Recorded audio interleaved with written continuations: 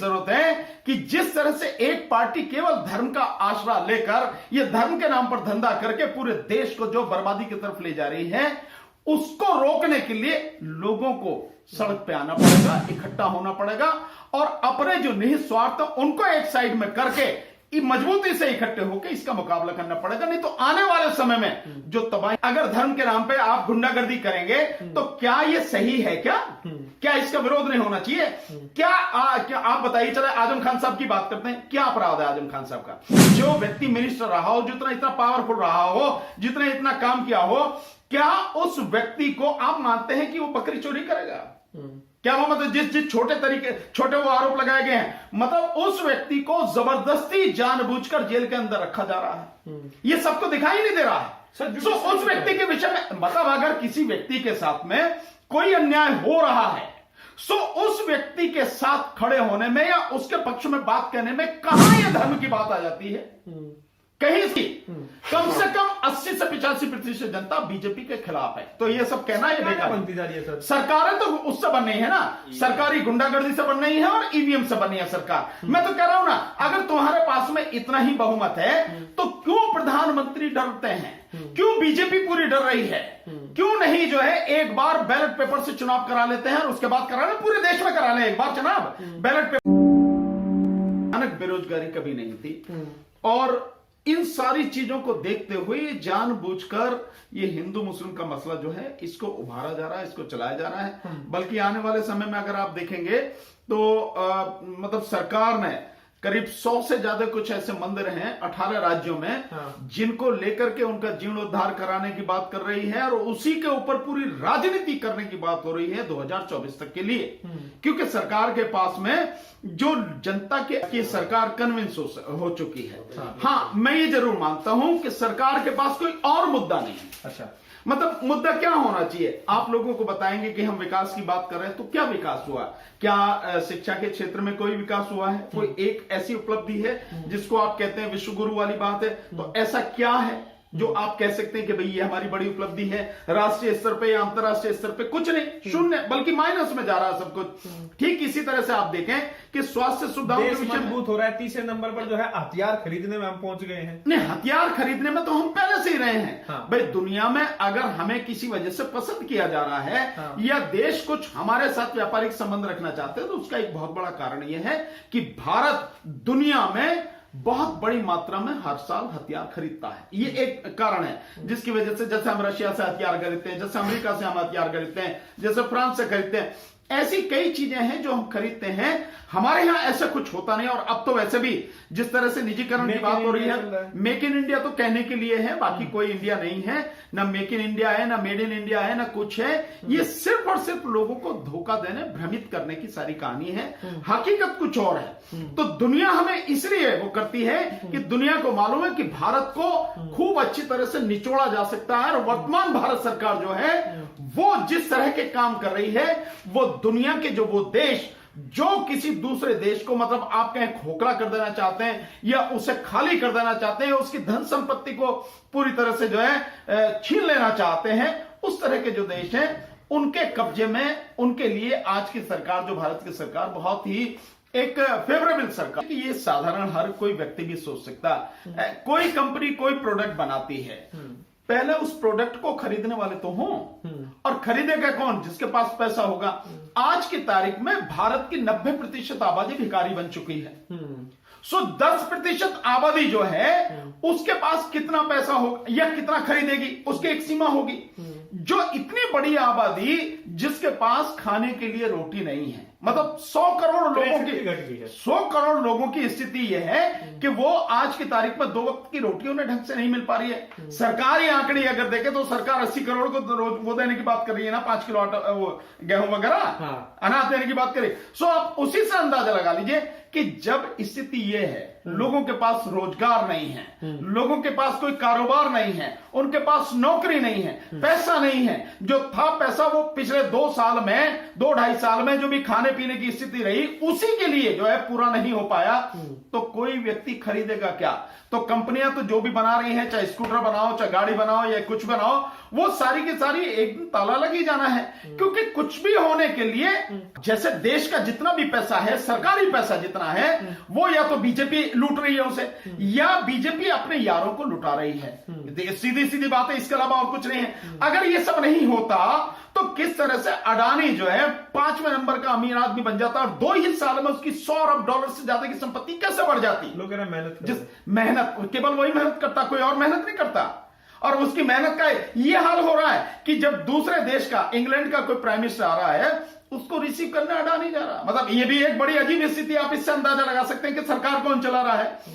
सरकार या तो प्राइम मिनिस्टर जाते उसको रिसीव करने, या कोई मिनिस्टर जाता, कोई प्रोटोकॉल होता है, या कोई सरकारी अधिकारी जाता, वो उनमें से कोई नहीं जा रहा। बोरिस जॉनसन आए हैं इंग्लैंड के प्राइम मिनिस्टर, तो उसको रिसीव करने कौन जा रहा? अडानी। तो आप इससे पता लगा सकते हैं कि सरकार कौन चला रहा है, सरकार किसके लिए काम कर रही है, हमें इतना दम है। ये चौकीदार जो भी कुछ कर रहे हैं सब बढ़िया ही कर रहे हैं, तो फिर दिखाओ ना कि जो तुमने बढ़िया किया दिखाओ। अगर आप उसके लिए पर्दे लगा रहे हैं, उसे छुपा रहे हैं, तो साफ जाहिर है कि सच्चाई कुछ और है और जो दिखाया जा रहा है वो झूठ कुछ और है। और सच इतना कड़वा है कि लोग बर्दाश्त नहीं कर सकेंगे। इसीलिए अपनी कमियां, अपनी कमजोरियों को छुपाने के लिए, अपनी दुर्दशा को छुपाने के लिए उनको ये सारे पर्दे लगाने पड़ते हैं। कभी दीवार खड़ी करते हैं। जब रेगन वो आया था, ट्रंप आया था, तब दीवार खड़ी की। नहीं मानता कि वो फंस गई हैं। कोई भी सरकार फंस नहीं सकती है, अगर वो चाहे तो, उसकी इच्छा शक्ति हो तो नहीं फंस सकती है।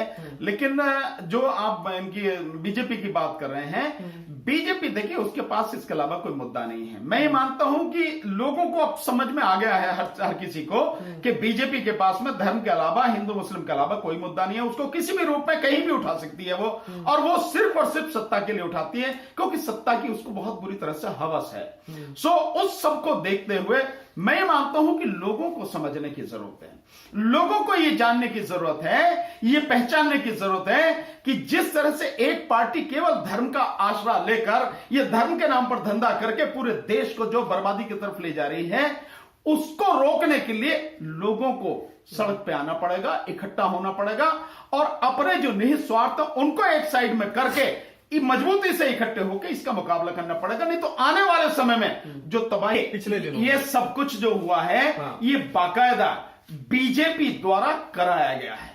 अगर इस पर प्रधानमंत्री एक शब्द नहीं बोल रहे, इस पर पत्ता नहीं हिला, योगी जी की सख्त प्रशासन अरे है। ये सब कहने की बातें, पत्ता नहीं हिला, पत्ता हिलने की क्या जरूरत है जब तुम ही तबाही कर रहे हो, जब सरकार ही पूरे प्रदेश को या देश को तबाह करने पर तुली हुई है, और जो है सारे कानून को एक साइड में रख के गुंडागर्दी करते हुए जबरदस्ती बुलडोजर चलाए जा रहे हैं। मतलब सुप्रीम कोर्ट के आदेश के बावजूद भी अगर बुलडोजर चलता रहा है, तो आप समझ सकते हैं कि शासन प्रशासन की क्या हालत है। लिखित में नहीं मिला जब तक सब कुछ, ऐसी कोई बात नहीं है लिखित में नहीं मिला, वो नहीं मिला, अभी तो जवाब दे दें पता लग जाएगी। ये सरकार मांगा तो है ना सुप्रीम कोर्ट में जवाब। ये सब बेकार की बातें हैं, गुमराह करने वाली बातें हैं, सिर्फ और सिर्फ सच्चाई को छुपाने वाली बातें हैं, और कुछ नहीं है। सच्चाई जो है वो बिल्कुल अलग है, और वो ये है कि ये सरकार क्योंकि हर मोर्चे पर नाकामयाब है, इसलिए ये सरकार इस तरह की ये सारी चीजें कर रही है। और इस सरकार ने कुछ लोगों को छोड़ रखा है जिनका काम ही ये है। नहीं तो एक भी शब्द बोलती नहीं सरकार, एक शब्द तो बोलना चाहिए था हर किसी को। मतलब सरकार सरेआम दिख रही है, दुनिया को दिख रहा है, आपको और हमें सब दिख रहा है, किस तरह से धर्म के नाम पे कुछ लोग जो बेवजह की जो बदतमीजी लगातार कर रहे हैं और भड़काने की बात कर रहे हैं, माहौल को खराब करने की कोशिश कर रहे हैं, आग लगा रहे हैं। उन हालात में कि जो लोग, जो गुंडे तुमने छोड़ रखे हैं, जो पूरे देश का माहौल खराब करने पर तुले हैं, अगर उनसे तुम्हारी स्थिति खराब हो रही है, छवि खराब है ना, अगर बहुसंख्यक कह के अगर धर्म के नाम पे आप गुंडागर्दी करेंगे, तो क्या ये सही है? क्या इसका विरोध नहीं होना चाहिए? क्या आप बताइए। चले आजम खान साहब की बात करते हैं, क्या अपराध है आजम खान साहब का? जो व्यक्ति मिनिस्टर रहा हो, जितना इतना पावरफुल रहा हो, जितना इतना काम किया हो, क्या उस व्यक्ति को आप मानते हैं कि वो बकरी चोरी करेगा? क्या वो मतलब जिस छोटे वो आरोप लगाए गए हैं, मतलब उस व्यक्ति को जबरदस्ती जानबूझकर जेल के अंदर रखा जा रहा है, ये सबको दिखाई नहीं दे रहा है। तो उस व्यक्ति के विषय में, मतलब अगर किसी व्यक्ति के साथ में कोई अन्याय हो रहा है, सो उस व्यक्ति के साथ खड़े होने में या उसके पक्ष में बात कहने में कहां यह धर्म की बात आ जाती है? कहीं इसमें धर्म की बात नहीं। हालांकि आपने उसको कर रखा धर्म के आधार पर भी। अखिलेश यादव नहीं बोल रहे हैं इस मुद्दे नहीं, बोलना चाहिए, हर किसी को बोलना चाहिए भाई। अगर किसी के साथ में अन्याय हो रहा है तो हर किसी को बोलना चाहिए, अन्यथा कल उसके आज उसकी बारी है, कल तुम्हारी बारी होगी भाई। जब यही सारी चीजें चलती रहेंगी तो तब कल आप भी अकेले हो जाएंगे। इसलिए अगर कहीं अन्याय हो रहा है, कहीं अत्याचार हो रहा है तो उसके विषय में बोलना चाहिए।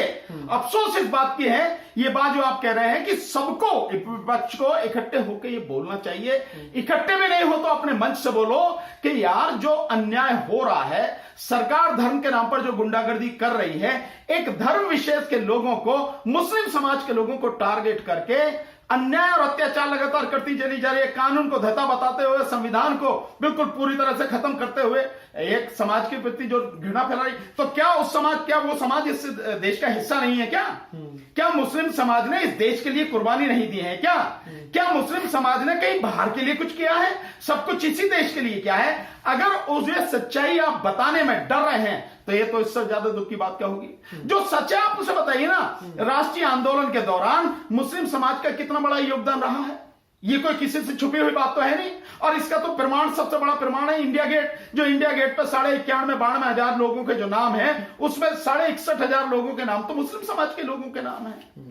और जो लोग आज धर्म के नाम पर राजनीति कर रहे हैं, धंधा कर रहे हैं, उनका एक साफ नहीं है। सब कहने की बातें आज की तारीख में बीजेपी के खिलाफ भारत की कम से कम 80 से 85% जनता बीजेपी के खिलाफ है। तो ये सब कहना है बेकार बनती जा रही है सर। सरकारें तो उससे बन रही है ना, सरकारी गुंडागर्दी से बन रही है और ईवीएम से बन रही है सरकार। मैं तो कह रहा हूं ना, अगर तुम्हारे पास में इतना ही बहुमत है तो क्यों प्रधानमंत्री डरते हैं?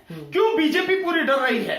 क्यों नहीं जो है एक बार बैलेट पेपर से चुनाव करा लेते हैं और उसके बाद करा लें, पूरे देश में करा लें एक बार चुनाव। बैलेट पेपर से पता लग जाएगी इनकी औकात, तो पता लग जाएगी इन्हें। अगर आप जो कह रहे हैं ये सच नहीं है, हमने पहले भी किया था, आपको, आप सारे इस बात के गवाह हैं। हमने पहले भी यूपी चुनाव से करीब 6 महीने पहले से हमने आंदोलन शुरू किया। हाँ, उस समय लोगों का समर्थन हमें नहीं मिला, लोग बात हमारी नहीं मानी उन्होंने, लेकिन उसके बाद से जो सब कुछ हुआ है लोगों ने अपनी आंखों से देखा।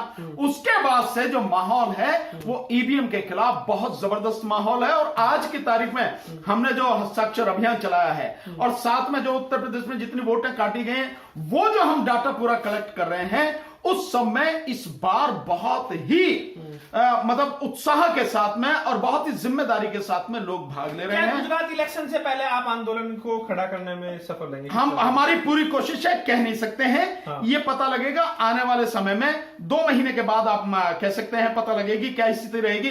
अगर लोगों ने उस तरह साथ दिया, हालांकि गुजरात से भी लगातार फोन आ रहे हैं, वहां भी लोग काम शुरू कर दिए हैं उन्होंने। अगर वहां से और सब जगह से, पूरे देश से जिस तरह से हम चाह रहे हैं, वो अगर सहयोग हमें मिल गया या उस तरह का समर्थन हमें मिला लोगों का, तो निश्चित गुंडागर्दी है। बस दूसरे केस में उठा लिया गया तो मैं समझता हूं कोर्ट को ही तुरंत छोड़ देना चाहिए। किस बात के लिए पकड़ के लेके आए हो भाई? एक व्यक्ति जेल में था और तुमने बेगुनाह होते हुए उस व्यक्ति को जेल में डाला, और जबकि उसका कोई कसूर नहीं था। जिस ट्वीट की बात कर रहे हैं, ऐसा कोई ट्वीट उसने जो है किया नहीं, और जिस ट्वीट की बात है उस ट्वीट में ऐसा कुछ भी नहीं है जिससे आपत्तिजनक है। और आपने एक तरफ अभी छोड़ा, दोबारा से फिर आपने अरेस्ट कर लिया। मैं समझता हूं मतलब नहीं, अभिव्यक्ति की आजादी तो इस देश में है ही नहीं, खत्म कर दी गई है। जब से बीजेपी सरकार आई है, इस सरकार ने अपनी गुंडागर्दी के तहत जो है सब लोगों की जितनी ठुकाई हो, मैं इन्हीं शब्दों में बोल रहा हूं, जो मंदिर जाते हैं और दूसरी तरफ बाबा साहब डॉक्टर अंबेडकर का नाम लेते हैं, अपने आप को बाबा साहब डॉक्टर अंबेडकर का पुजारी बताते हैं या उनके अनुयायी बताते हैं, ऐसे हर व्यक्ति को जो मंदिर जाता है डूब कर मरना चाहिए और उसकी ऐसी ठुकाई होनी चाहिए तबीयत के साथ में। ये इसी काबिल है। हमारा क्या लेना देना है यार इन सब चीजों से? हमेशा से तुम्हें मंदिर जाने से रोका गया है। बाबा साहब ने तो दिखाया ना, कालाराम मंदिर में जो है प्रवेश करने का जो आंदोलन उन्होंने किया, सबने देखा ना। उसके बाद भी आज भी समझ में नहीं आ रहा है क्या मिलेगा तुम्हें यार। तुम बाबा साहब के बताए हुए रास्ते पर चलो, जो रास्ता उन्होंने बताया, जो शिक्षा उन्होंने दी, हमें उस पर काम करना है। हमारा इन बेकार की चीजों से क्या लेना देना है यार। उसमें जो जाता हो उन्हें जाने दो। आप अगर बाबा साहब को मानते हो, अन्यथा आप बाबा साहब का अपमान करते। ऐसे सारे लोग जो बाबा साहब का नाम लेते हैं और मंदिर भी जाते हैं और धर्म की ये बातें करते हैं, इस तरह के हिंदू धर्म की या किसी की ये बातें कर रहे हैं, वो सारे के सारे लोग बाबा साहब के घाती हैं। वो सब के सारे लोग बाबा साहब के साथ में धोखा कर रहे हैं, समाज के साथ में धोखा कर रहे हैं। वो गद्दार लोग हैं समाज के, ऐसे लोग, इनके साथ में यही हो और भी इससे बुरा हो सकता है तो उनके साथ में होना चाहिए, ताकि उनको अकल आए कि हमें जो हमारा मुक्तिदाता था उसने क्या जो पार्टियां इस तरह की वो मतलब रिकॉर्ड बड़ा अच्छा है, जहां जाते हैं उसको जिता देते हैं। जो पार्टियां इस तरह की कोशिश भी कर रहे हैं, मैं तो कहता हूं ये सवालिया निशान उन्हीं पार्टियों पर खड़ा हो जाता है। एक आदमी जो कुछ नहीं है उसे जबरदस्ती इतना हीरो बनाने की कोशिश की जा रही है। खैर ये उनका मसला है, जैसे कि मेरी नजर में इन चीजों का कोई मतलब नहीं। अगर आप लग रही आने वाले चुनाव में नहीं, आने वाले चुनाव का बहुत सीधा है। ईवीएम अगर हट गई और ईवीएम का आंदोलन अगर मजबूती से खड़ा हो गया, ईवीएम को हटा दिया गया, तो ही इस देश में चुनाव ठीक ठाक हो पाएंगे। अगर ईवीएम है तो पहले ही दिन से कोई भी चुनाव इस देश में सही नहीं हो पाएगा। गुजरात चुनाव में आपकी पार्टी जाएगी? देखिए, हमारी पार्टी गुजरात चुनाव नहीं लड़ेगी, हम नहीं लड़ेंगे, लेकिन ईवीएम के खिलाफ में हम लोग आंदोलन पूरी मजबूती के साथ में खड़ा करेंगे।